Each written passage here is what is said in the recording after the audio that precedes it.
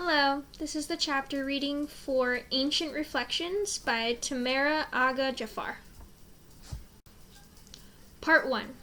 The Narcissus. Chapter 1. The Banquet Hall on Mount Olympus. Demeter. She had disappeared again. Kor, I called out to her. Kor, where are you? No sign of her. Kor, I shouted as I headed toward the banquet hall. Most of the immortals were already there. I hoped she might be there with Hecate. Have you seen the Kor anywhere? I asked one of the mortals, cowering in a corner of the hallway. He stared at me open-mouthed.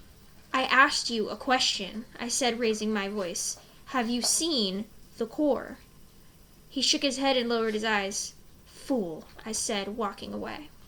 I entered the hall to find the banquet already underway. The usual sights and sounds and smells accosted me. Father Zeus sat at the center of the head table, guzzling down meat and the fruits gathered from the harvest.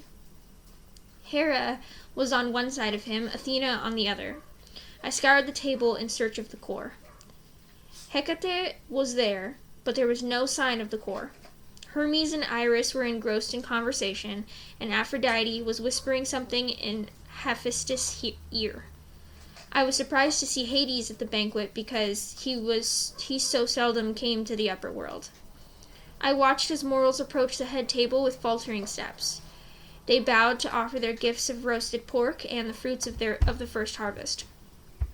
Their hands trembled as they laid the food on the table in front of the gods. They scurried to the back of the hall while dodging the gnawed-up bones and fruit remains thrown at them. The gods enjoyed a bit of sport while devouring their feast. I scanned the room but still could find no sign of the Kor. Hecate must have seen my distress. She left the table and came toward me. What's wrong? She asked. She's gone again. I can't find her, I said. Don't get upset, Hecate said. I'm sure she's here somewhere. I'll help you look for her. Don't get upset, Hecate said. I'm sure she's here somewhere. I'll help you look for her. Where can she be? I asked. She's always running around. I never know where she is or what she's up to. I gestured in frustration. She doesn't listen to me, Hecate. She does exactly as she pleases. I should lock her up in her room and never let her out. Come now, Demeter. It can't be as bad as all that, she said. I'm sure she's fine. The Kor is still a child. She's probably playing outside with her friends. You know how much she likes being out in the field, surrounded by flowers? Hecate put her arm on my shoulder. Don't worry, she said. Between the two of us, I'm sure we'll find her. Just then, surrounded by a bevy of young girls, the Kor appeared at the far end of the hall, barefoot and scantily clad. Her flesh-colored tunic hung loosely on her delicate frame. It was so flimsy and transparent that it revealed the contours of her slim, tender body. Her face was flushed from the outdoors. Her neck, wrist, and long, dark flowing hair were adorned with garlands of colorful hyacinths and pink peonies. I gasped. She was growing up, and I hadn't noticed. She was quite lovely. She was so young and so beautiful and so stupidly innocent as she giggled and whispered to her friends, all of whom were similarly adorned with flowers. I scoured the room. I wasn't the only one captivated by the Kor's appearance. I sensed lecherous eyes devouring my child. She seemed completely oblivious to their stares, flouncing and giggling as if she had no care in the world. I turned to Hecate, my face taut with anxiety. She smiled and patted me on the back. See, she's fine, she said. I'll leave you to it. She walked back to take her seat at the table. Kor, come here at once, I shouted across the hall. Just then a mortal, a sheepish expression on his face, approached me offering a bowl of grapes. I shoved him aside. Out of my way, you fool, I said. I watched the Kor as she crisscrossed her way through the crowded banquet hall. What is it, Mother? She said when she reached my side. She paused to catch her breath. What's wrong? How many times have I told you not to go running off on your own like that? How many times must I explain this to you? I shook her body to rattle some sense into her. She must be made to understand. You have to stay near me, Kor. You must not wander off on your own like that. But I wasn't alone, Mother, she protested.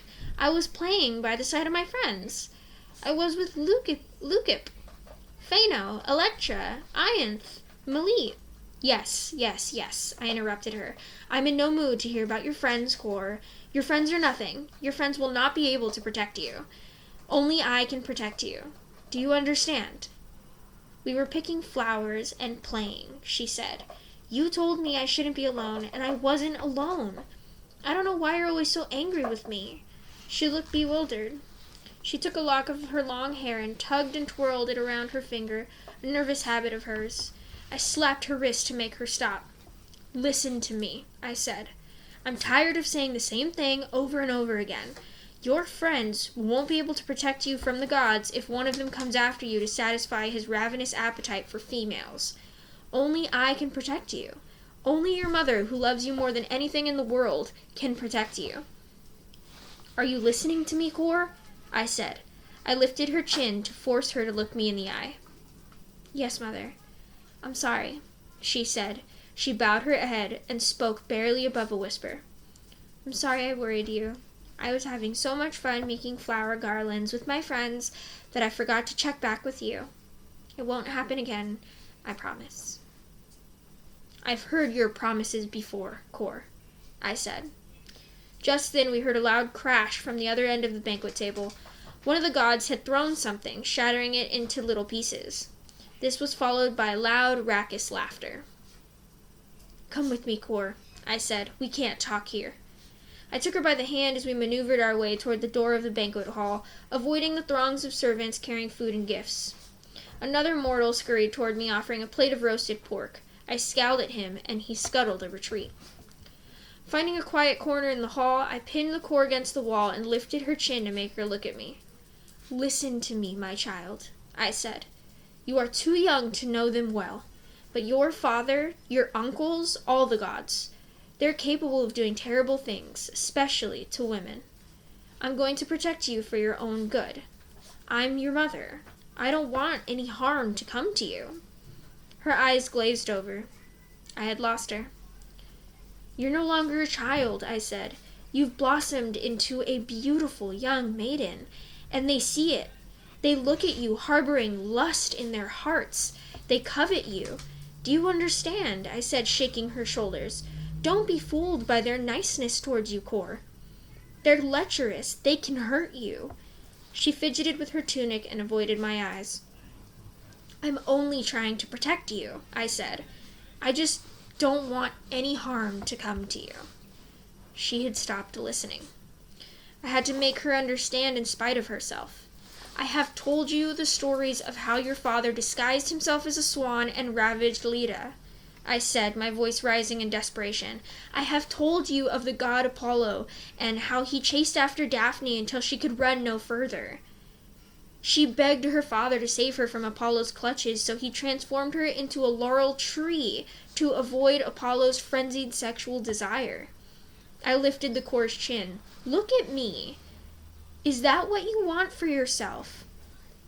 I asked. To be transformed into an object for your own protection. She tugged at her hair, her face sullen.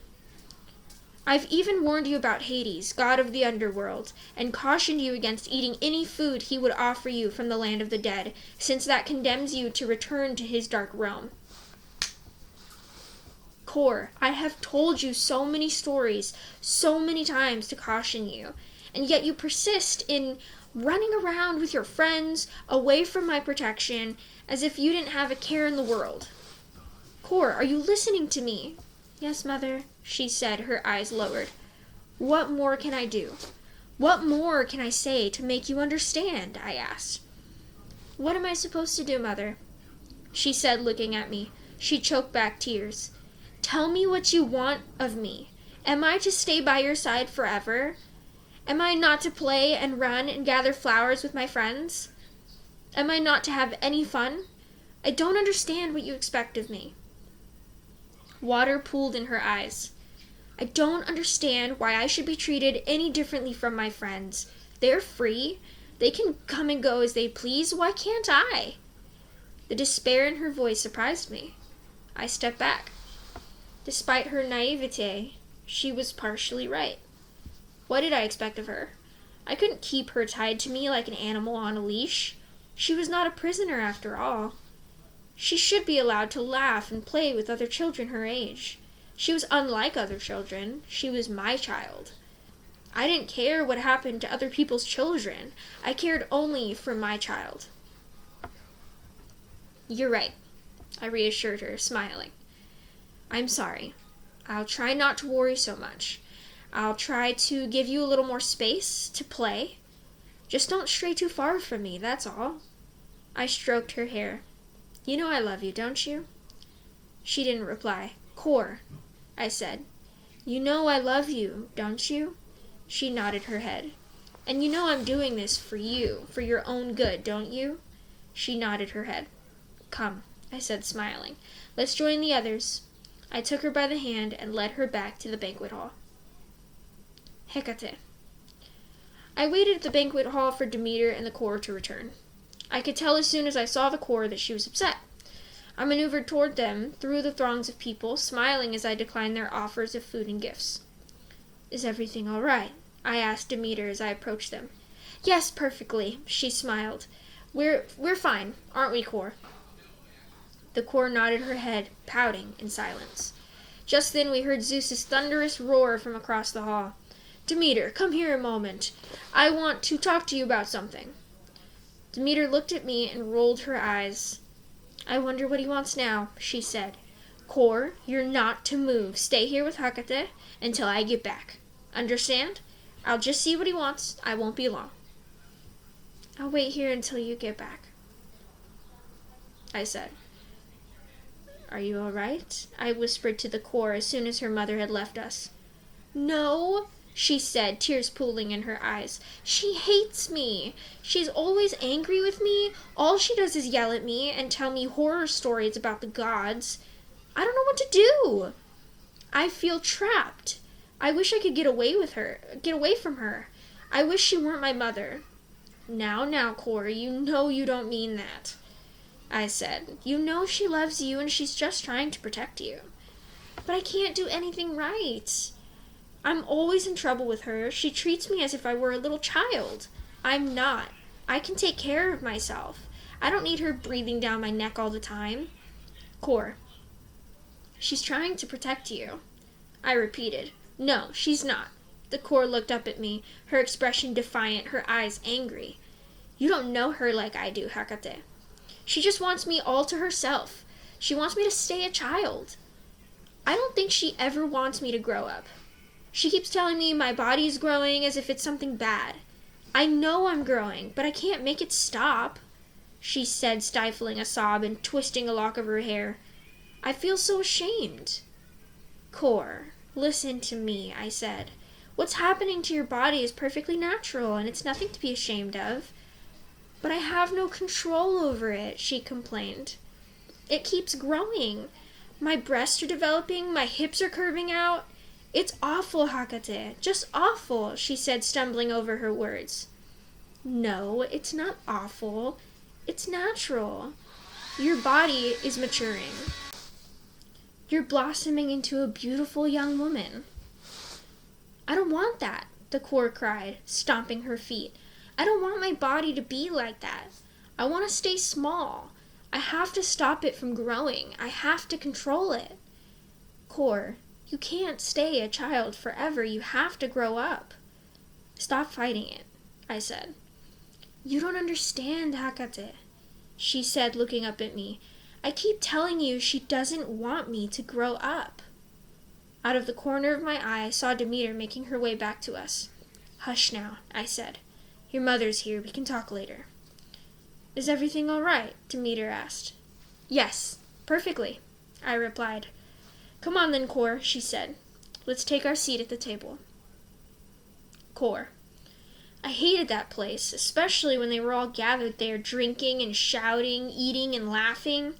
I hated the smell of roasted pork getting on my skin and in my hair. I hated the noise. All that yelling and drunken laughter hurt my ears. Even music from the poet's lyre was drowned by the ruckus. No one paid attention to him. Father sloshed wine in the goblet while chomping down on mutton. He ignored Hera, who was whispering something in his ear. Hermes flung gnawed bones at some of the mortals and laughed when his projectiles reached their target. Humans laid the food before the gods and scampered back to the other end of the hall. It was so depressing. I hesitated for a moment. I didn't want to go any further, but Mother gripped my wrist and dragged me through the crowds to the head table. Thank you.